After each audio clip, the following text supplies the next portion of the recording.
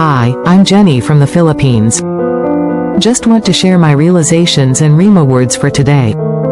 Let's not be surprised if we feel homesickness, because this world is not our home. Without the shedding of blood, there's no forgiveness of sin.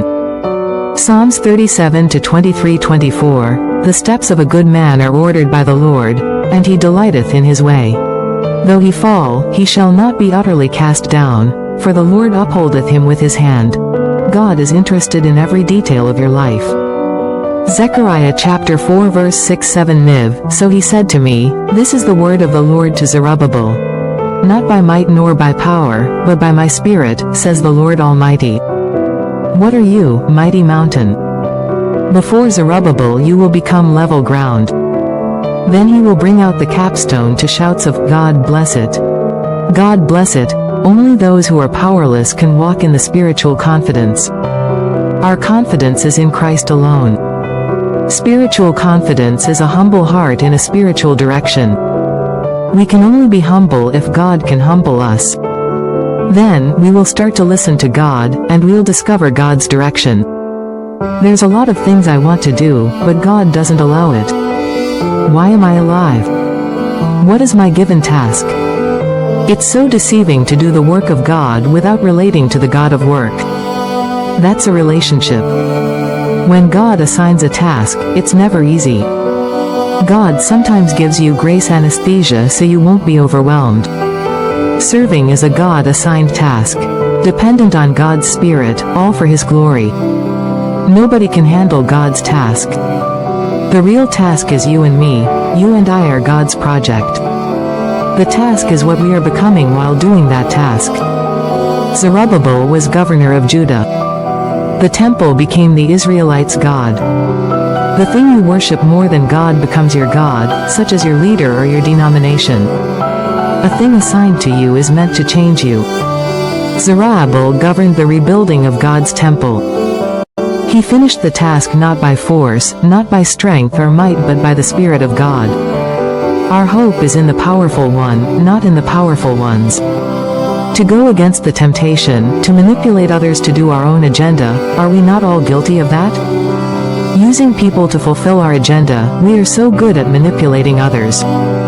Likewise, we don't want to release those who are still useful to us. Not by force means not to become men-pleasers. When you are pleasing others, you will settle in shallow, inauthentic relationships rather than in deep ones. It's agenda-driven. Why are we easily available to others yet so hard or difficult for others? This should be our goal. By force is not the right way to fulfill my purpose. May you have the prayer for awareness and alertness that we don't use your economic, intellectual and political advantage to manipulate others. Psalm chapter 20 verse 7 Niv. Some trust in chariots and some in horses, but we trust in the name of the Lord our God. Psalm chapter 118 verse 8-9, It is better to take refuge in the Lord than to trust in humans. It is better to take refuge in the Lord than to trust in princes. Do you run to people to ask for help before you ask God's help? May we model faith in God that opens a venue for others to trust in God, just like Shadrach, Meshach, and Abednego. Their faith is not in their own strength but in the Lord. Sovereignty can't be hostaged by a substitute. Some are jobless because they don't know how to submit. Don't take advantage of cheap labor. God sees. He's the rewarder of every little thing we do, including those done in secret. Are you bending the will of others so they will do your agenda? This should be our prayer. Lord, purge me from taking advantage of others, not by force. You must not be resentful. God put you in a situation where your faith is stretched. When you plan to obey God is a long journey of ups and downs and rest and rebuke. God wants you to walk low profile like Zerubbabel was. Zerubbabel sounds like zero. No name, no title, nothing. Babel means a place where God confused the people, so if you attempt to make a Tower of Babel, God will hinder it by confusing you.